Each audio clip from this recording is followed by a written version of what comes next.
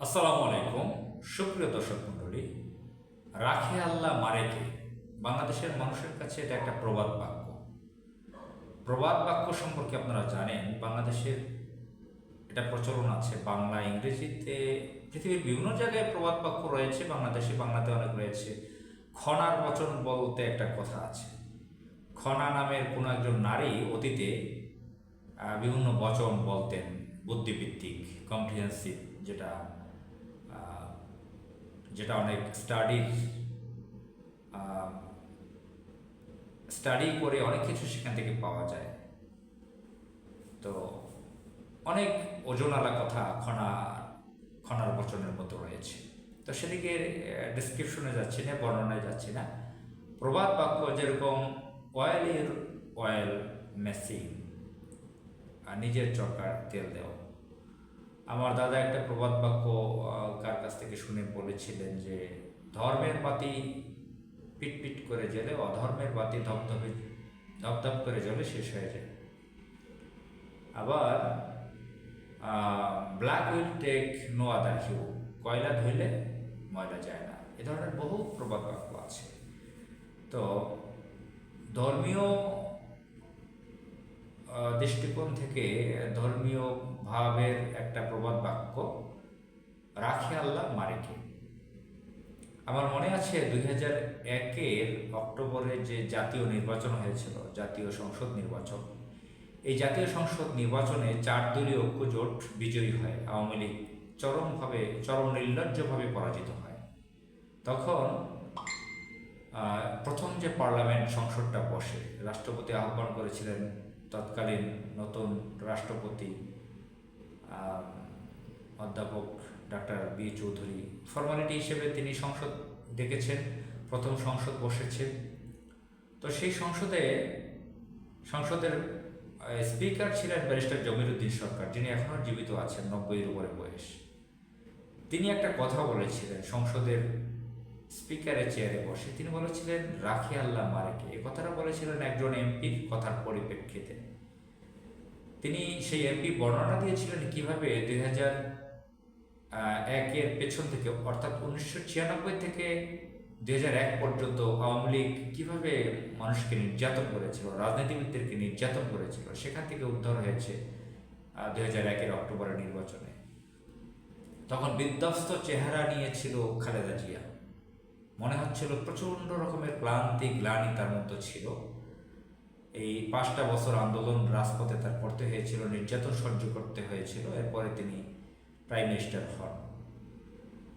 তো বলতে চাই যে, খালেদা জিয়ার ব্যাপারে ব্যক্তিগত, তার ব্যাপারে অনেকের সমালোচনা থাকতে পারে। যেরকম মিনা ফারা নামের একজন সাংবাদিক লেখিকা, তিনি তাকে খুব সমালোচনা করেন, অনেকেই করে থাকেন। তার একাডেমিক লেখাপড়া, তিনি নারী, তিনি স্বজনপ্রীতি করেন।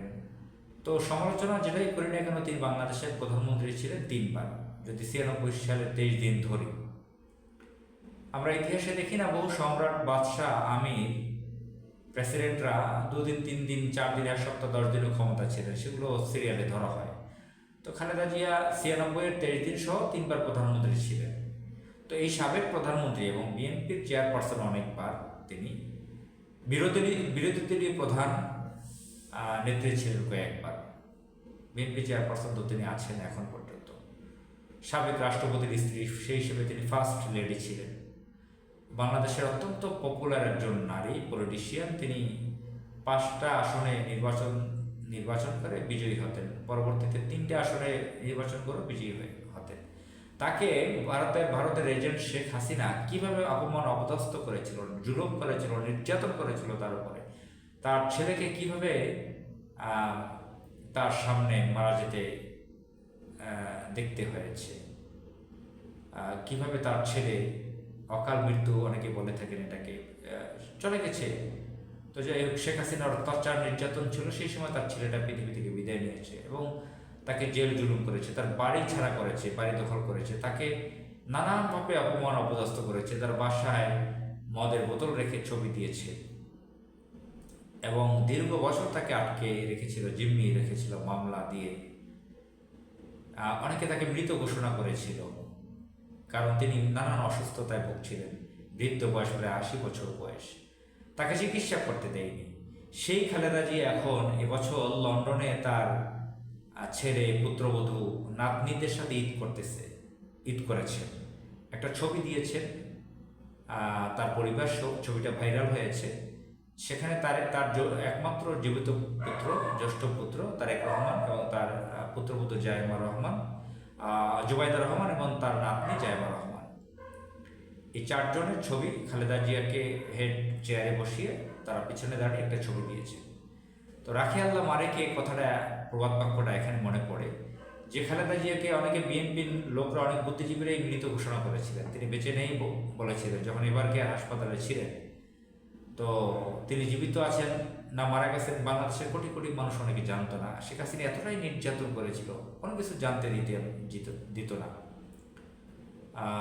অনেকে ভাবতে পারেন না গত বছর যে এবছর ঈদে খালেদা জিয়া জীবিত থাকবেন এবং এরকম সুস্থ থাকবেন এবং এভাবে তার পরিবারের সদস্যদের সাথে ঈদ করবেন। এজন্যই সেই কথাটা রাখি আল্লাহ মারেকে। আসসালামু আলাইকুম।